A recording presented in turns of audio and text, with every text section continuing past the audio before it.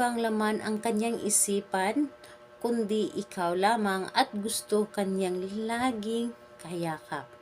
Hello mga guys, kumusta kayo? Panibagong araw, panibagong video na naman tayo. And sa araw na ito ay isa na namang video ang aking tuturo sa inyo na simpleng gabay o simpleng pamamaraan na makakatulong sa atin. At bago ang lahat, gusto ko lang mag-disclaimer sa mga taong hindi naniniwala at hindi gusto ang mga kagaya nitong video.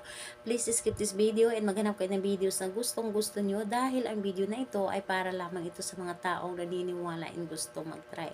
Sa lahat po ng mga nagko-comment po dito sa aking video dito sa loob ng aking channel, mag-ingat sa lahat ng mga nagre-reply sa inyo na dinadala kayo sa kanilang WhatsApp and Imo app upang makaiwas po tayo sa scam.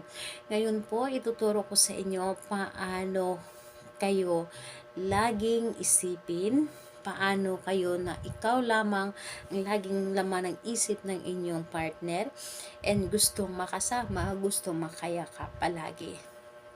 Ito ay pwedeng gawin sa parehas ang kasarian, babae ito babae and lalaki ito lalaki. And syempre naman sa ating babae at lalaki na mag-partner and wala tayong gagamitin dito kundi yung sarili lamang or maghanda ka lamang ng panulat.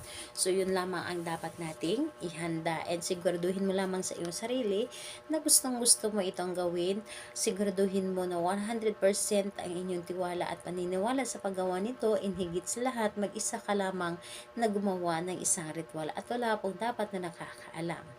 So, ayun po, kapag ready ka na, ang gagawin mo lamang, kumuha ka ng panulat.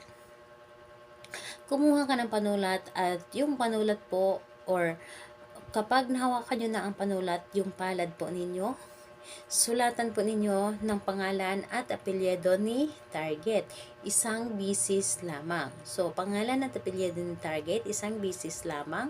And dito po, yung itong 5 daliri po ay lagyan mo ito ng star. So, lagyan mo ito ng star. Mag-drawing ka po dito ng star. Dito, dito, dito, dito, at dito. And, ayun po, unahin po natin yung pangalan bago natin isulat yung star. And pagkatapos nun, i-close lamang natin ang ating palad. At ibulong po natin dito na pangalan, apelyido, walang ibang laman ng iyong isipan kundi ako lamang, wala kang ibang gustong mayakap kundi ako lamang. Iisipin mo ako ng kahit anong gagawin mo, ako at ako pa rin ang laman ng isip mo, kahit gaano kang kabisi, ako pa rin ang papasok sa isip mo, wala kang ibang gustong makasama o makita kundi ako lamang. So sabihin mo dito lahat-lahat ng gusto ninyo na yung nandito sa inyong puso, yun po ang inyong sabihin po dito sa inyong palad. At pagkatapos mong sabihin, ibulong lahat, pwede mo nang i-open ang inyong palad. And ayun po, gawin ito sa kahit anong araw at oras. Pwede, mas maganda na gabi itong gawin. Dahil sa gabi po, mas effective dahil mas mabilis tayo mapapakinggan ng universe. Sa lahat ng gustong magpa-shoutout, mag-comment lamang sa baba para ma-shoutout ko kayo sa next video. And sa lahat din po ng mga gustong magtanong, mag-comment lang din po sa baba para ma-replyan ko po kayo. Salamat po sa inyo. Bye-bye everyone. God bless us all.